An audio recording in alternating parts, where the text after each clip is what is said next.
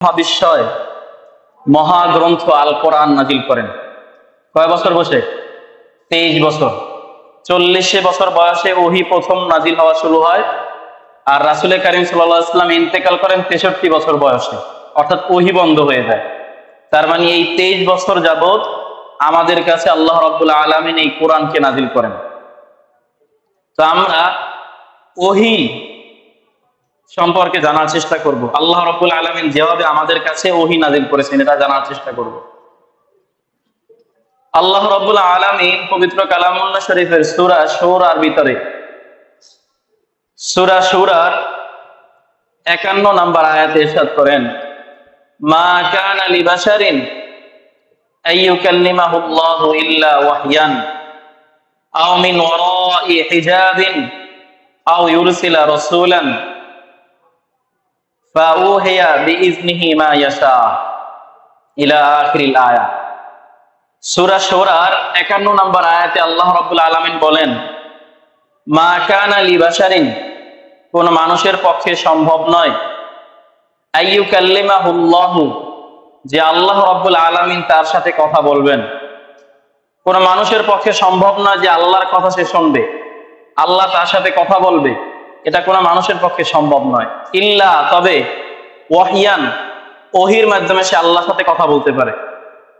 আও মিন ওয়ারাই হিজাবিন, অথবা পর্দার আড়ালে থেকে কথা বলতে পারে। আও ইউরসিলা রাসূলান, অথবা আল্লাহ রাব্বুল আলামিন কোন বার্তাবাহক, কোন দূতের মাধ্যমে আল্লাহর সাথে বান্দা কথা বলতে পারে। তো এই আয়াতের ভিতরে আমরা দেখলাম যে আল্লাহ রাব্বুল আলামিনের সাথে কথা বলার পদ্ধতি তিনটা। কয়টা? তিনটা। এক নাম্বার হলো ওহী, আল্লাহর সাথে কথা বলতে হলে ওহীর মাধ্যমে কথা বলতে হবে। দুই নাম্বার, আল্লাহর সাথে কথা বলতে হলে মিন ওয়ারাই হিজাব, পর্দার আড়ালে থেকে কথা বলতে হবে। তৃতীয় নাম্বার, আও ইউরসিলা রাসূলান, আল্লাহ কোন রাসূল প্রেরণ করবেন, কোন বার্তাবাহক, কোন দূত প্রেরণ করবেন, সেই দূতের মাধ্যমে আল্লাহর সাথে কথা বলতে হবে। তো এক নাম্বার পদ্ধতি হলো ওহী, আমরা সেই ওহী নিয়ে কথা বলবো। ওহী শব্দের শাব্দিক অর্থ হচ্ছে গোপন সংবাদ। কি সংবাদ? গোপন সংবাদ, প্রত্যাদেশ। গোপনে কারো কাছে কোনো কিছু জানিয়ে দেওয়াকে ওহী বলে। কি বলে? ওহী বলে। যেহেতু আল্লাহ রাব্বুল আলামিন পৃথিবীর বুকে তার বাছাই করা প্রিয় মানুষগুলা, নবী এবং রাসূলদেরকে উনি গোপনে প্রত্যাদেশ পাঠান, গোপনে তার কথা তাদের কাছে পৌঁছান, এর জন্য এই পদ্ধতিটাকে ওহী বলে। আমরা বুঝছি বিষয়টা, ওহী কাকে বলে? আচ্ছা, এবারে বুঝে থাকলে বলেন যে আল্লাহ রাব্বুল আলামিনের এই গোপন কথা আমাদের কাছে এবং রাসূলের কাছে নিয়ে আসতেন কোন ফেরেশতা? বলতে পারেন? ওহী নিয়ে আসতেন কোন ফেরেশতা? জিবরাইল আলাইহিস সালাতু ওয়াস সালাম নিয়ে আসতেন। তো জিবরাইল আলাইহিস সালাতু ওয়াস সালাম হলেন আল্লাহ এবং রাসূলের মাঝে মিডিয়েটর, মধ্যম, বার্তাবাহক। আল্লাহর কথা উনি রাসূলের কাছে নিয়ে আসেন, আর রাসূল সেই কথাগুলাকে উম্মতের মাঝে ছড়াইয়া দেন। এইটা হলো পদ্ধতি। বুখারী শরীফের 2 নম্বর হাদিস, আম্মা জান আয়েশা রাদিয়াল্লাহু তাআলা আনহা বলেন, আন্না হারিস ইবনে হাকাম রাদিয়াল্লাহু তাআলা আনহু সাআলা রাসূলুল্লাহ সাল্লাল্লাহু আলাইহি ওয়াসাল্লাম, ইয়া রাসূলুল্লাহ কাইফা ইয়াতিকাল ওয়াহয়ু। আম্মা জান আয়েশা রাদিয়াল্লাহু তাআলা আনহা বলেন যে হারিস রাদিয়াল্লাহু তাআলা আনহু রাসূল কারীম সাল্লাল্লাহু আলাইহি ওয়াসাল্লামকে জিজ্ঞেস করলেন, ইয়া রাসূলুল্লাহ, হে আল্লাহর রাসূল, কাইফা ইয়াতিকাল ওয়াহয়ু, আল্লাহর রাসূল আপনার কাছে ওহী আসে কিভাবে? আপনার কাছে কোরআন নাজিল হয় কিভাবে? ওহী কিভাবে আসে? ফাকালা রাসূলুল্লাহ সাল্লাল্লাহু আলাইহি ওয়াসাল্লাম, রাসূল কারীম সাল্লাল্লাহু আলাইহি ওয়াসাল্লাম বলেন, আহইয়ানান ইয়াতিনি মিসলা সালসালাতিল জারসি, নবী বলেন কখনো কখনো আমার কাছে ওহী আসে প্রচন্ড প্রবল আওয়াজের মাধ্যমে, বিকট আওয়াজ হয়, এই বিকট আওয়াজের মাধ্যমে আমার কাছে ওহী আসে। ওয়া হুয়া আশাদ্দুহু আলাইয়া, এই বিকট আওয়াজে যখন ওহী আসে এটা আমার কাছে খুব কষ্ট হয়। এই প্রকারে যে ওহী আসে, ওহী নাজিল হওয়ার অনেকগুলো পদ্ধতি। একটা পদ্ধতি হচ্ছে বিকট আওয়াজ হওয়া। নবী বলেন ওয়া হুয়া আশাদ্দুহু আলাইয়া, এই যে বিকট আওয়াজে আমার কাছে ওহী আসে এটা খুব কষ্টকর আমার জন্য। খুব কষ্ট হয় আমার জন্য এইভাবে ওহি আসায়। ফায়ুসামু আন্নি, এইভাবে যখন ওহি আসে, ওহি আসা যখন বন্ধ হয়, ফাকাদ ওয়াইতু মা ক্বালা, এই বিকট আওয়াজের মাঝে কিছু কথা আল্লাহ রাব্বুল আলামিন আমাকে জানিয়ে দেন, আমি সেই কথাগুলোকে সংরক্ষণ করি। এটা হলো ওহি। ওহি আসার একটা মাধ্যম হচ্ছে বিকট আওয়াজ আসা। ওয়া আহইয়ানান ইয়াতিনি, আর কখনো কখনো আমার কাছে আসে, ইয়াতামাসসালু লিল মালাকু রাজুলান, ফেরেশতা কখনো কখনো মানুষের সূরত নিয়ে আমার কাছে আসে। ফায়ুকাল্লিমুনি, সেই মানুষের সূরত নিয়ে আসা ফেরেশতা আমার সাথে কথা বলে। ওয়া আউই, আমার কাছে আসার পরে আমার কাছে যেই কথাগুলা বলে সেই কথাগুলাকে আমি সংরক্ষণ করি। তাহলে দুইটা পদ্ধতি পেলাম। এক নম্বরে ঘন্টা ধ্বনি, স্কুলে যে ঘন্টা বাজায়, আওয়াজ করলে যেই বিকট আওয়াজ হয়, এই আওয়াজের মাধ্যমে আমার কাছে ওহি আসে। দ্বিতীয় নম্বরে আল্লাহর কোন ফেরেশতা মানুষের কোন আকৃতি, মানুষের কোন সূরত নিয়ে আমার কাছে আসে, সে এসে আমার কাছে বলে, আমি সেটাকে সংরক্ষণ করি। হাদিসের শেষে আম্মা জান আয়েশা রাদিয়াল্লাহু তাআলা আনহা বলেন, এই যতগুলো ওহি আসার পথ আছে, সবচাইতে ওহি আসার সবচাইতে কঠিন পথ হচ্ছে ঘন্টা ধ্বনির পথ, বিকট আওয়াজের পথ। এই পথে যখন ওহি আসে তখন আল্লাহ রাসূলের খুব কষ্ট হয়। কেমন কষ্ট হয়? আয়েশা রাদিয়াল্লাহু তাআলা আনহা বলেন, ওয়াকাদ রাআইতুহু সাল্লাল্লাহু আলাইহি ওয়াসাল্লাম, আমি রাসূল কারীম সাল্লাল্লাহু আলাইহি ওয়াসাল্লামকে দেখেছি, ইয়ানজিলু আলাইহিল ওয়াহয়ু, তার উপরে ওহি নাজিল হচ্ছে, ফি ইয়াউমি শাদীদিল বাব, প্রচন্ড শীতের রাত্রে, ফায়ুফসামু আনহু, অতঃপর যখন ওহি তার থেকে আসা বন্ধ হয়, ওহি শেষ হয়ে যায়, ওহি আসা শেষ হয়ে যায়, ওয়ালাকাদ রাআইতুহু জাবিনুহু লা ইয়াতাফাসাদু আরকান, এই প্রচন্ড শীতের রাত্রেও রাসূল কারীম সাল্লাল্লাহু আলাইহি ওয়াসাল্লামের চেহারা থেকে টপটপ করে ঘাম পড়তো। অর্থাৎ এত কষ্টকর ছিল এবং এটার এত প্রসার ছিল, যখন ওহি আসতো তখন তার চেহারা ঘর্মাক্ত হয়ে যেত শীতের রাত্রে, প্রচন্ড শীতের রাত্রে। এরপরে রাসূল কারীম সাল্লাল্লাহু আলাইহি ওয়াসাল্লামের কাছে যে ওহি আসতো, এই ওহি আসার আরেকটা পথ হচ্ছে স্বপ্নে ওহি আসা। কিতে? স্বপ্ন যোগে ওহি আসা। আল্লাহ রাব্বুল আলামিন যত নবী এবং রাসূলকে পাঠিয়েছিলেন তাদের অধিকাংশের কাছে স্বপ্ন যোগে ওহি পাঠাতেন। আমরা জানি সাইয়েদনা ইব্রাহিম আলাইহিস সালাতু ওয়াস সালাম স্বপ্ন যোগে ওনার সন্তান ইসমাঈল আলাইহিস সালাতু ওয়াস সালামকে জবাই করার আদেশ পেয়েছিলেন। এবং আমরা যে কোরবানি করি, এই কোরবানির প্রেক্ষাপটে আমরা যে কথাগুলো বলি, ইব্রাহিম আলাইহিস সালাম, ইসমাঈল আলাইহিস সালাম, এখানে ইব্রাহিম আলাইহিস সালাতু ওয়াস সালামের কাছে যে ওহি এসেছিল, এই ওহিটা এসেছিল স্বপ্ন যোগে। কিসে? স্বপ্ন যোগে। আল্লাহ রাব্বুল আলামিন কালামুল্লাহ শরীফের ভিতরে ইরশাদ করেছেন যে ইব্রাহিম আলাইহিস সালাতু ওয়াস সালাম বলেন, ইয়া বুনাইয়া ইন্নী আরা ফিল মানাম, হে আমার সন্তান, আমি স্বপ্নে দেখেছি। মানাম মানে হলো ঘুম, ঘুমের অবস্থা। তো ঘুমের অবস্থায় মানুষ যেটা দেখে সেটাকে কি বলে? স্বপ্ন বলে। তো আল্লাহ বলেন যে ইয়া বুনাইয়া ইন্নী আরা ফিল মানাম, ইব্রাহিম আলাইহিস সালাম বলল, হে আমার সন্তান, ইন্নী আরা ফিল মানাম, আমি স্বপ্নে দেখেছি, আসবাহুকা, আমি তোমাকে জবাই করতেছি, ফানজুর মাযা তারা, এখন তোমার কি মতামত আমাকে বল। ইসমাঈল আলাইহিস সালাতু ওয়াস সালাম তো জানেন যে আল্লাহর নবীর কাছে ওহি আসে স্বপ্ন যোগে, সুতরাং এইটা কোনো অলিক স্বপ্ন না, কোনো অবাস্তব স্বপ্ন না, বরং এইটা আল্লাহর পক্ষ থেকে একটা ওহি, অর্থাৎ আল্লাহ ইসমাঈল আলাইহিস সালাতু ওয়াস সালামকে জবাই করতে বলেছেন।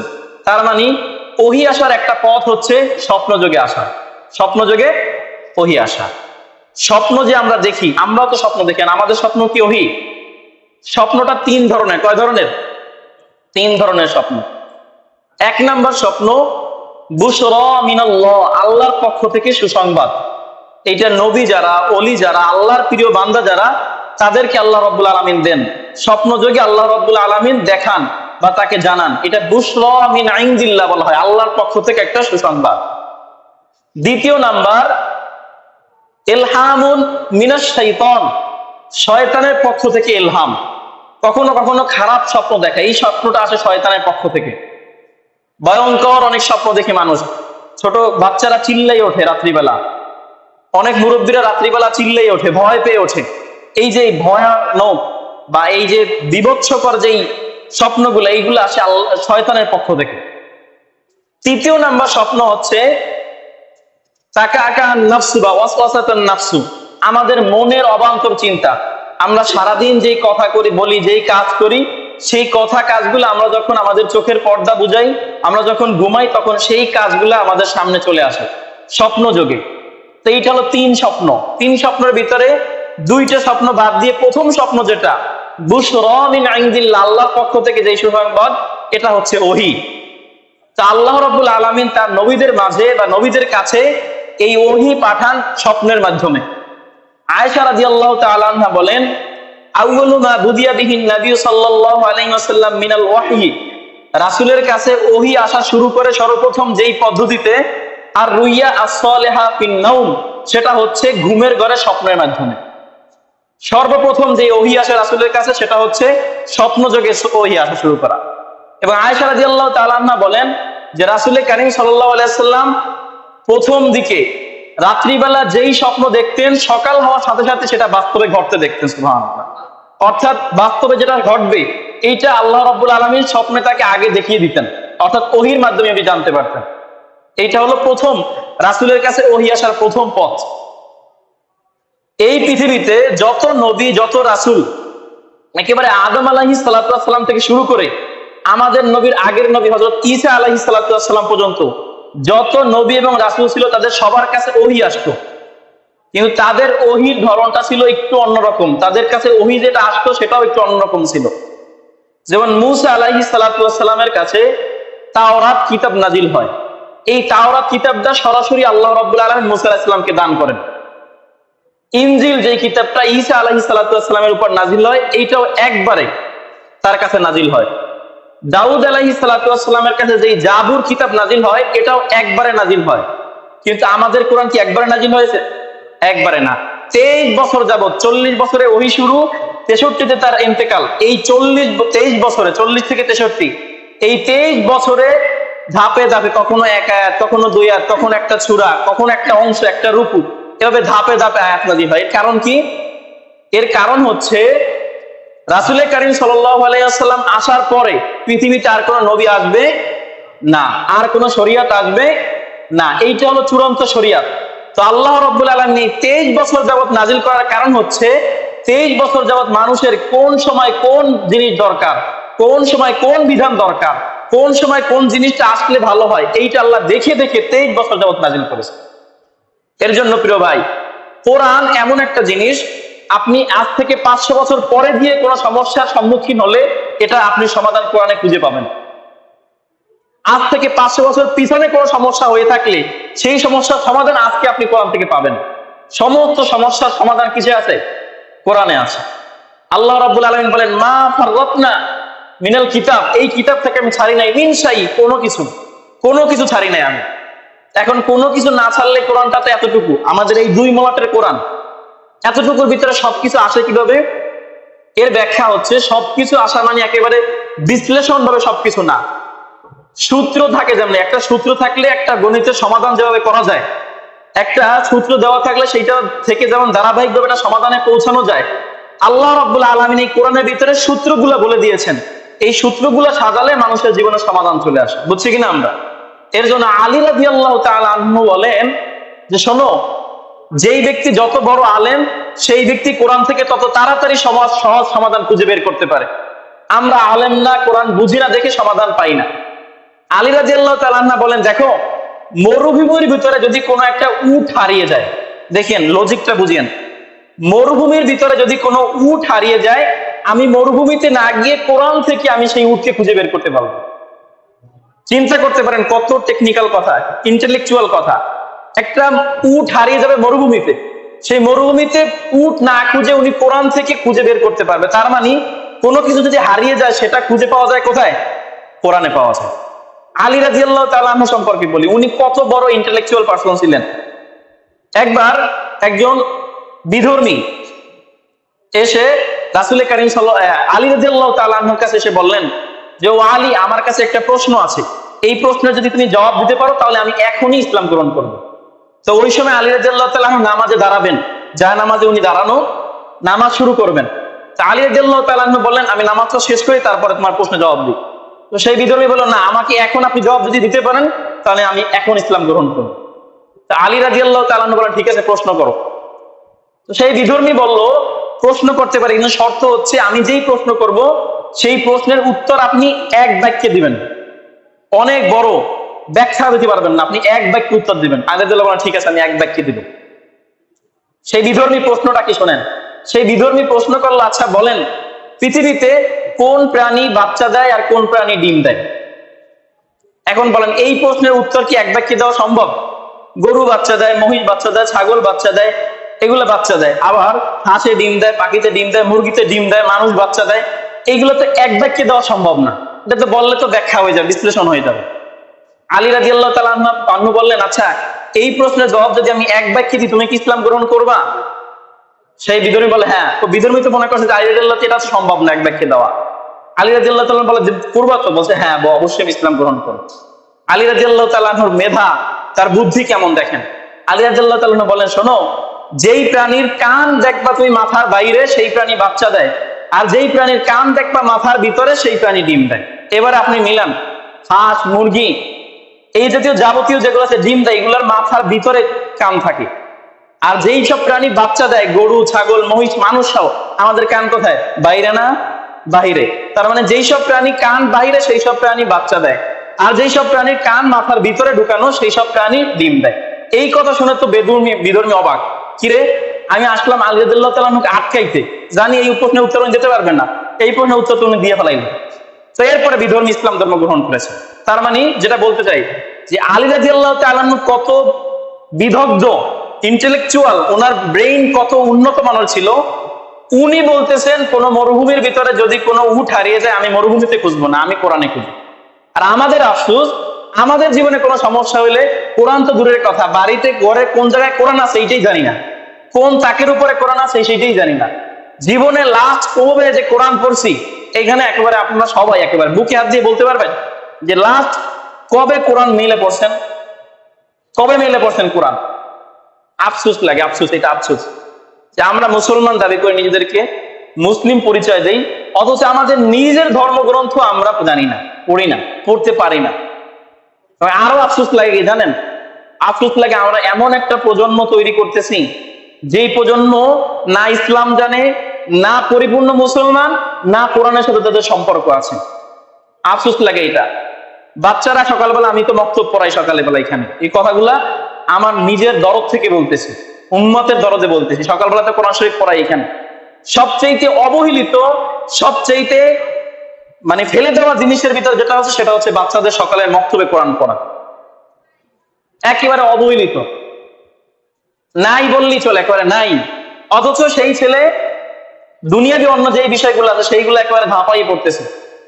প্রাইভেট স্কুল সবকিছু রেগুলার চলে, কোরআন যখন শিখতে আসে তখন তার ভিতর থেকে আর কোনো যায়। মা বাবা গুলাও অন্যরকমের হয়ে যায়, বাচ্চারা তো অন্যরকমের হয়ে যায়। আফসোস এটা আপনার জন্য।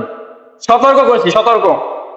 এই প্রজন্মকে যদি আপনি কোরআন না শিখান, এই প্রজন্মের হাতে যদি আপনি কোরআন না তুলে দেন, অদূর ভবিষ্যতে আপনি মাটির নিচে থাকবেন, আপনার কবরের উপরে এই আপনার ছেলে প্রসাব করবে, প্রসাব। আপনার সন্তান হাত তুলে মোনাজাত করবে না, কারণ আপনি ওনাকে কোরআন শিখিয়ে যান, আপনার কবরের পাশে বসে সিগারেট খাবে যদি কোরআন শিখিয়ে না যান। আপনার কবরের পাশে বসে সে ডেক সেট বাজাবে, গান বাজাবে, যদি কোরআন না শিখিয়ে যান। আফসোস। এর জন্য প্রিয় ভাই, আপনার রেখে যাওয়া প্রজন্মের প্রতি সতর্ক হন। আগে আপনি আপনার সন্তানকে কোরআন শিখান। তো আমরা যে আলোচনা করতেছিলাম যে আমাদেরকে ফিরে আসতে হবে কোরআনের দিকে। কিসের দিকে? কোরআনের দিকে। সমাধান আছে কোথায়? কোরআনে আছে। এরপরে দেখেন রাসূল কারীম সাল্লাল্লাহু আলাইহি ওয়াসাল্লাম, ওনার কাছে সর্বপ্রথম যখন ওহী আসে, সরাসরি ওহী আসে, জিবরাইল আলাইহিস সালাম আসে, সেই কাহিনীটা শোনেন। বুখারী শরীফের হাদিস। এই হাদিসের রিওয়ায়াতকারী হযরত আয়েশা রাদিয়াল্লাহু তাআলা আনহা। উনি বলেন রাসূল কারীম সাল্লাল্লাহু আলাইহি ওয়াসাল্লাম 40 বছরের কাছাকাছি যখন, 40 বছর হয় নাই পুরোপুরি, 40 বছরের কাছাকাছি যখন, তখন রাসূল কারীম সাল্লাল্লাহু আলাইহি ওয়াসাল্লাম খুব বেশি স্বপ্ন দেখতেন, এবং স্বপ্নে তিনি যা দেখতেন সকালবেলা সেটা সংঘটিত হতো। এভাবে কিছুদিন চলার পরে রাসূল কারীম সাল্লাল্লাহু আলাইহি ওয়াসাল্লাম একাকিত্বকে গ্রহণ করলেন। উনি এখন আর মানুষের সমাজ ওনার ভালো লাগে না রাসূলের কাছে। উনি এখন সমাজ থেকে আলাদা থাকে, মানুষ যেদিকে থাকে উনি আলাদা থাকে। নির্জনতা, একাকিত্ব উনি গ্রহণ করলেন। অকাদ হুব্বিবা ইলাইহিল খলা, রাসূলের কাছে তখন নির্জনতা পছন্দনীয় হয়ে উঠলো। উনি নির্জন জায়গায় গিয়ে বসবাস করা শুরু করলেন। ওয়াকানা ইয়াতাহান্নাসু ফি গারি হিরা, এই সময় রাসূল কারীম সাল্লাল্লাহু আলাইহি ওয়াসাল্লাম হেরা গুহা, একটা পাহাড়ের সেই গুহার ভিতরে গিয়ে রাসূল কারীম সাল্লাল্লাহু আলাইহি ওয়াসাল্লাম তার সময় অতিক্রম করতেন। ইয়াতাহান্নাসু, সেইখানে বসে রাসূল কারীম সাল্লাল্লাহু আলাইহি ওয়াসাল্লাম ধ্যান করতেন। ধ্যান করার বিষয়টা এইটা একটু মানে বর্তমান সময় আপনাকে বুঝলে বুঝবেন না, মেডিটেশন বলে এটাকে। মাথা নিচু করে বা নির্জনতা যায় নিজের সম্পর্কে চিন্তা করা, আমি কেন আসলাম, আমি পৃথিবীতে কেন আসলাম, আমি কি করতেছি, আমার এখানে আসার কারণটা কি, উদ্দেশ্য কি, আমি আবার কোথায় যাব, মানুষ মারা গেলে কোথায় যায়, মানুষ কেন পৃথিবীতে আসে, এই যাবতীয় বিষয়গুলো নিয়ে নিজের ভিতরে চিন্তা করা, এটাকে তাহান্নুস বলে, ধ্যান বলে। তো রাসূল কারীম সাল্লাল্লাহু আলাইহি ওয়াসাল্লাম গারে হেরায় গিয়ে ধ্যান করা শুরু করলেন, প্রথম দিকে ধ্যান করা শুরু করলেন। একাধারে 3 দিন 4 দিন উনি ধ্যান করে, সেই হেরার ভিতরে ধ্যান করে। 3-4 দিন পরে আবার নেমে আসে, আবার 3-4 দিনের জন্য খাবার পানি নিয়ে আবার সেই গারে হেরায় চলে যায়। একাধারে 40 দিন পর্যন্ত তিনি রাসূল কারীম সাল্লাল্লাহু আলাইহি ওয়াসাল্লাম গারে হেরায় ছিলেন। আম্মাজান খাদিজা রাদিয়াল্লাহু তাআলা আনহা সেই উচ্চ পাহাড়ের ভিতরে খাবার পানি নিয়ে রাসূল কারীম সাল্লাল্লাহু আলাইহি ওয়াসাল্লামকে দিয়ে আসতেন, দিয়ে আবার সেখান থেকে নেমে আসতেন। 40 দিন, এভাবে অনেক দিন যাওয়ার পরে হাত্তা জাআহুল হক, একদিন হক চলে আসলো। হাদিসের কথা এভাবে, হাত্তা জাআহুল হক, তার কাছে সত্য চলে আসলো। সত্য চলে আসা মানে হঠাৎ করে রাসূল কারীম সাল্লাল্লাহু আলাইহি ওয়াসাল্লাম দেখলেন তার সামনে বিশাল এক আকৃতির অচেনা একজন মানুষ। এই মানুষকে তিনি আর কখনো দেখেননি। এই মানুষ হলেন জিবরাইল আলাইহিস সালাম। তিনি এসে হঠাৎ করে দেখেন একটা ভয়ঙ্কর অবস্থা, যেই গুহার ভিতরে রাসূল কারীম সাল্লাল্লাহু আলাইহি ওয়াসাল্লাম ছিলেন সেইখানে আলো বাতাস প্রবেশ করা অনেক কষ্ট। অল্প একটু আলো পড়ে, যারা হজ করতে যায় তারা দেখে অল্প একটু আলো ঢোকে সেইখানে। এবং সেই গুহাটা যে অনেক প্রশস্ত এমন না, গুহাটা একেবারে সংকীর্ণ একটা গুহা, অল্প একটু আলো ঢোকে, হালকা বাতাস ঢোকে এর ভিতরে। তো সেইখানে মানুষ যাওয়া তো দূরের কথা, তো রাসূল সাল্লাল্লাহু আলাইহি ওয়াসাল্লাম ধ্যান অবস্থায় হঠাৎ করে একজন মানুষ সামনে চলে আসে। রাসূল সাল্লাল্লাহু আলাইহি ওয়াসাল্লাম ভয় পেয়ে গেলেন। সেই মানুষটা এসে রাসূল কারীম সাল্লাল্লাহু আলাইহি ওয়াসাল্লামকে বলেন, ইকরা ইয়া মুহাম্মদ, হে মুহাম্মদ পাঠ করো। রাসূল কারীম সাল্লাল্লাহু আলাইহি ওয়াসাল্লাম বলেন, মা আনা বিকারিন, আমি কোনো পাঠক নই, আমি তো পাঠ করতে পারি না। রাসূল কারীম সাল্লাল্লাহু আলাইহি ওয়াসাল্লাম পৃথিবীর কোনো মানুষের কাছে কোনো কিছু শেখেন নাই, কারণ পৃথিবীর কারো কাছে যদি তিনি শিখতেন তাহলে যার কাছে শিখতেন তিনি তার চাইতে বড় হয়ে যেতেন। ওস্তাদ ছাত্র চাইতে বড় হয়, তো আল্লাহর রাসূলের চাইতে দুনিয়াতে আর কেউ বড় হবে? কেউ বড় হবে না। এর জন্য আল্লাহ রাব্বুল আলামিন রাসূলকে পৃথিবীর কোনো মানুষের মাধ্যমে শিক্ষা দেওয়ায় না। রাসূল কারীম সাল্লাল্লাহু আলাইহি ওয়াসাল্লাম ছোটবেলা থেকে কারো কাছে কোনো একাডেমিক শিক্ষা, পড়াশোনা যেটা আক্ষরিক জ্ঞান যেটা, এটা কারো কাছে উনি শিখেন নাই। তো রাসূল সাল্লাল্লাহু আলাইহি ওয়াসাল্লাম বলেন, মা আনা বিকারিন, আমি কোনো পাঠক নই, আমি তো পাঠ করতে পারি না। এটা বলার পর হাদিসের ভিতরে আছে রাসূল সাল্লাল্লাহু আলাইহি ওয়াসাল্লাম বললেন, ফা আখাযানি ফাগাত্তানি, সেই ফেরেশতা এসে আমাকে তার বুকের সাথে চাপ দিল, এমন ভাবে চাপ দিল, বালাগা মিন্নিল জাহাদ, এত জোরে চাপ দিল আমি আমার বুকে ব্যথা পেলাম। সেই ফেরেশতা এসে আমাকে বুকের সাথে জড়িয়ে জোরে একটা চাপ দিল, আমি আমার বুকে ব্যথা পেলাম। ফা আরসালানি, এরপর আমাকে ছেড়ে দিল। ফাকালা ইকরা, সে বলল পড়ো, সে বলল পড়ো, সেই ফেরেশতা বলল পড়ো। রাসূল সাল্লাল্লাহু আলাইহি ওয়াসাল্লাম দ্বিতীয়বার আবার বলতেছে, মা আনা বিকারিন, আরে আমি তো পাঠ করতে পারি না, আমি কেমনে পড়বো? সেই ফেরেশতা আবার তাকে নিলেন, ফাগাত্তানি, জোরে একটা চাপ দিলেন, বালাগা মিন্নিল জাহাদ, এত জোরে চাপ দিলেন তার বুকে ব্যথা পেলেন, ছেড়ে দিলেন।